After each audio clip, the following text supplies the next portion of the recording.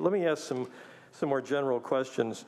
So the data you've provided, and certainly the data that we've been provided in our background material, indicates that you all receive somewhere in the neighborhood of over 10,000 complaints a year.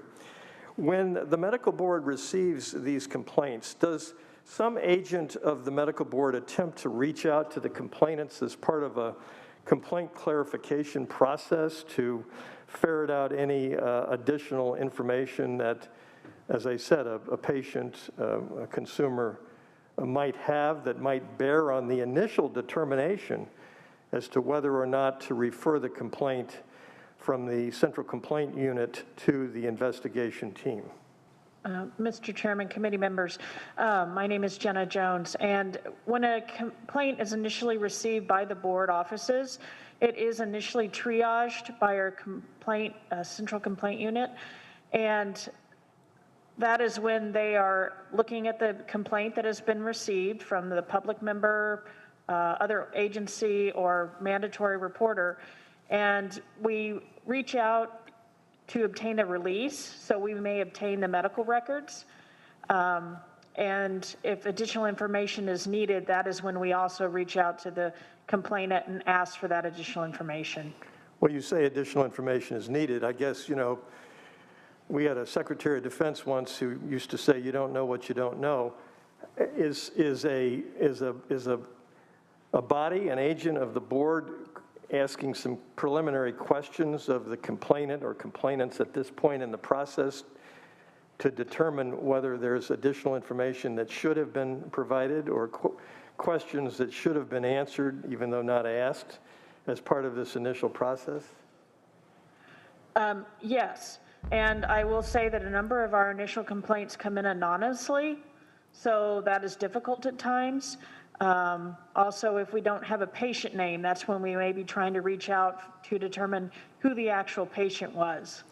So do I understand the answer to be that in every case where we have the name of a complainant attached to a complaint before the medical board that is received by the central complaints unit, that an agent of the board reaches out personally and speaks to the complainant to ferret out any additional information that the complainant might have or might be able to provide that may bear on the decision whether or not to refer the complaint to the investigations unit?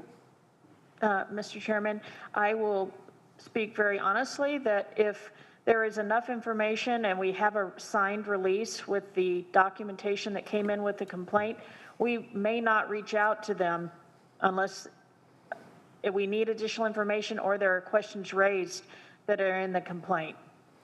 But we do reach out and advise them by letter that we've received their complaint, and they, so they can reach and communicate with the initial analyst if they wish.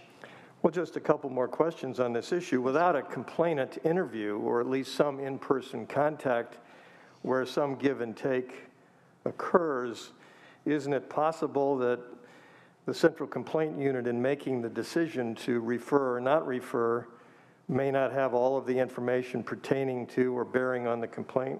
For example, a physician's failure to chart a particular procedure or issue that is the subject of the complaint.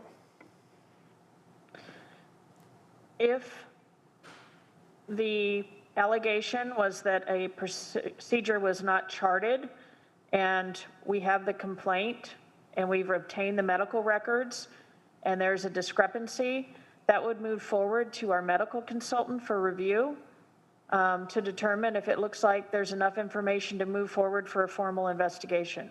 Well, I'm not going to belabor this issue, but you know, as a non-healthcare provider, albeit a once a long time ago lawyer, I wouldn't know to allege that something was not charted.